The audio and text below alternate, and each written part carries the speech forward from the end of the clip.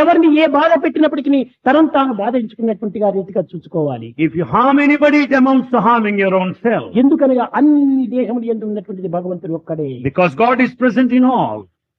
అట్టి భగవంతుణ్ణి మనం ఏ రీతిగా చూడాలి? How to see such God present in everyone? మన యందు ప్రేమతత్వాన్ని అభివృద్ధి పరుచుకున్నప్పుడు సర్వము ప్రేమమయంగా కనిపిస్తుంది. When we develop that spirit of love within, you will find love outside all over. మన కంటికి బ్లూ కలర్ గ్లాసెస్ వేసుకుంటే జగత్తంతా బ్లూగా నీలంగా కనిపిస్తుంది. If you wear blue colored glasses, the whole thing కానీ looks జగత్తంతా బ్లూ blue. కలర్ లో ఉందా? లేదే. The whole world is not blue in color either. మనం వేసుకున్న గ్లాసులు ఆ కలర్ కనిపిస్తుండాలి.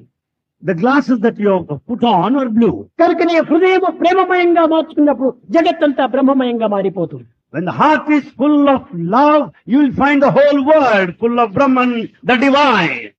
కనుక జగత్తంతయును బ్రహ్మమయంగా చూడాలంటే మొట్టమొదట మనలో హృదయాన్ని ప్రేమమయంగా మార్చుకోవాలి.